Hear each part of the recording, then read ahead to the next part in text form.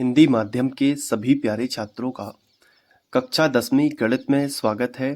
और आज हम करेंगे प्रश्नावली 2.3 में प्रश्न क्रमांक 1 का ये जो तीसरा क्वेश्चन है इसको अच्छे से हल करना सीखेंगे।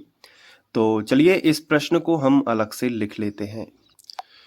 तो इस क्वेश्चन में भी हमें px को gx से भाग देना है और भागफल तथा शेषफल निकालना है। तो अगर ये क्वेश्चन एग्जाम में आता है, क्योंकि आते ही रहते हैं ऐसे क्वेश्चन, भाग देने पर भागफल तथा शेषफल ज्ञात कीजिए, तो इसमें सबसे पहले तुम्हें क्या करना है कि जैसे जो दिया गया है उसको लिखना है। जैसे तुम्हें क्या क्या दिया गया है, तुम्हें px दिया गया है, तुम लिखोगे सबसे पहले तो तुम्हें ये लिखना है दिया है, क्लियर, तो लिखोगे दिया है।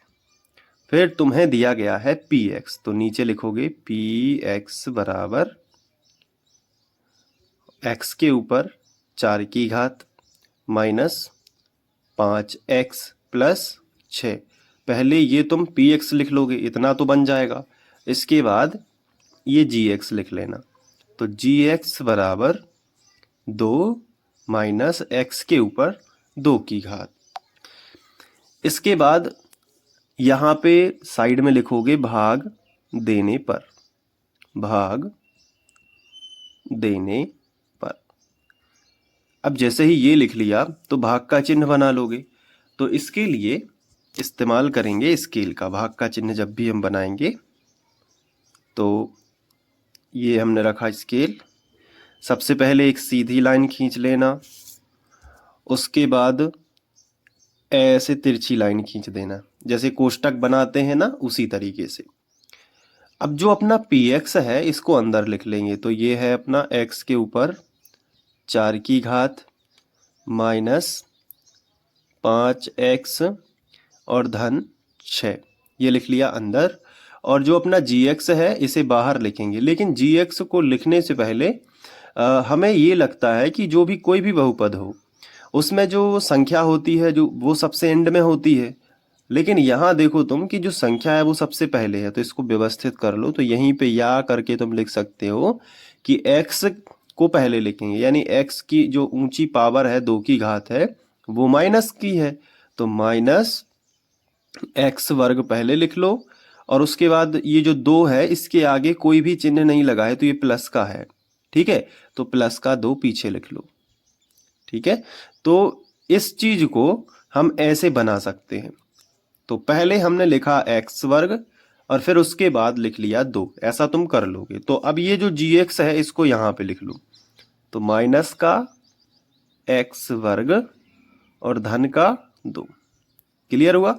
अब भाग करने के पीछे क्या कॉन्सेप्ट होता है, इन दोनों के बीच में पहला पद और यहाँ पे भी पहला पद, इन दोनों के बीच में डिफरेंस देखना है कि किसका है। तो देखो यहाँ पे माइनस है, यहाँ पे माइनस नहीं है, तो इन दोनों के बीच में इस माइनस का अंतर है। जो चीज इन दोनों के पास कहीं ना कहीं कमी हो रही है, जो चीज इन दोनों के पास नहीं है वो यहाँ पे लिखेंगे। तो देखो इसके पास माइनस नहीं है, इसके पास तो माइनस है ना, तो माइनस लगा देंगे कि इसके पास नहीं था, तो माइनस का डिफरेंस है दोनों के पास।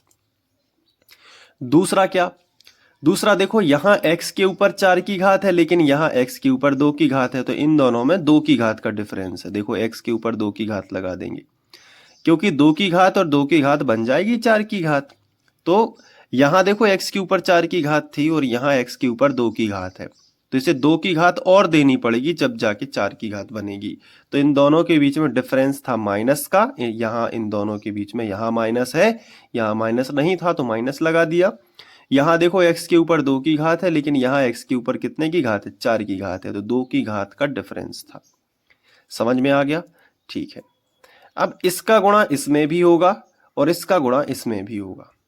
तो सबसे पहले इसमें होगा, तो माइनस माइनस का पहले कर लो, माइनस माइनस प्लस होता है, ठीक है। याद रखना हमेशा, मैं तुम्हें यहाँ पे बता देता हूँ, माइनस और प्लस और प्लस, माइनस माइनस का भी प्लस होगा और प्लस प्लस का भी प्लस होगा। मतलब जब भी समान चिन्हों का गुणा हो, एक से चिन्ह हो, तो वो प्लस ही बनाता है, और अलग अलग हो जैसे प्लस माइनस या माइनस प्लस तो वो माइनस ही बनाएगा।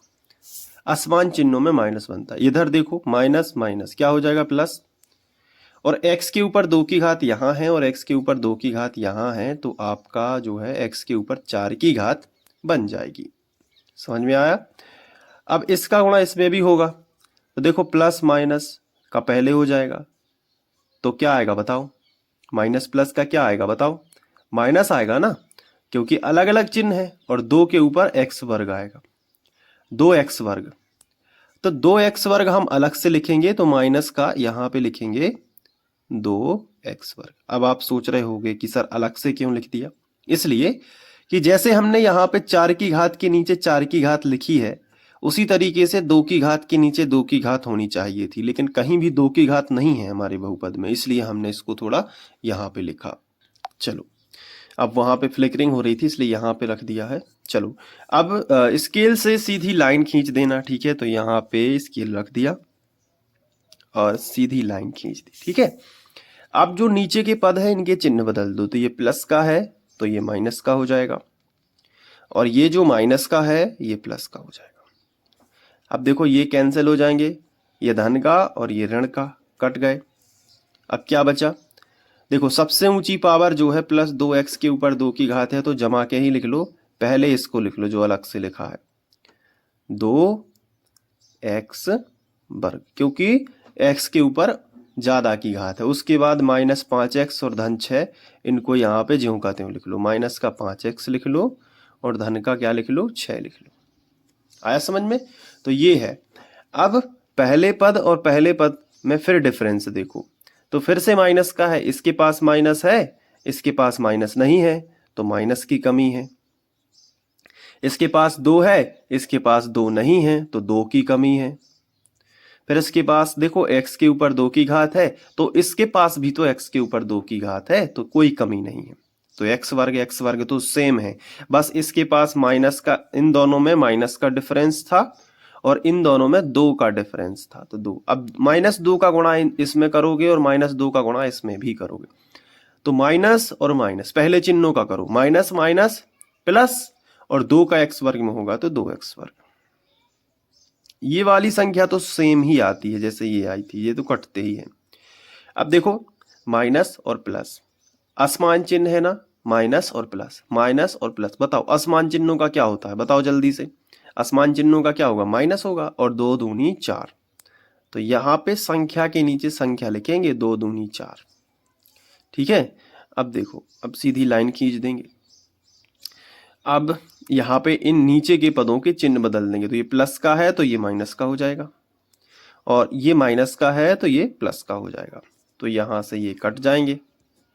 अब क्या बचा, -5x, और देखो 6 और 4 कितने हो गए, 10। तो ये तुम्हारा क्या बचेगा, शेषफल, और ये क्या है, भागफल। तो यहाँ पे लिखोगे कि अतः अभीष्ट भागफल बराबर, और जो भागफल है अपना वो है -x वर्ग -2, तो यहाँ पे लिखोगे, और जो शेषफल है उसको लिख लो। अब तो शेषफल है अपना -5x + 10, और इस तरीके से हम इसका सॉल्यूशन करेंगे। अब एक बार अच्छे से लिख लो, नोट कर लो इसको अपने रजिस्टर में, यहाँ से लिखना शुरू करो, इसके बाद यहाँ पे, फिर यहाँ पे, ठीक है? तो इसको कर लेना। तो ये प्रश्नावली 2.3 का जो प्रश्न 1 है ये हमने यहाँ पे समाप्त कर दिया है। अब इसके बाद हम प्रश्न क्रमांक 2 करेंगे बहुत अच्छे से, तो उसको भी अच्छे से समझ लेना। मिलते हैं नेक्स्ट वीडियो लेक्चर में, तब तक के लिए अपना ध्यान रखना। Bye, thank you.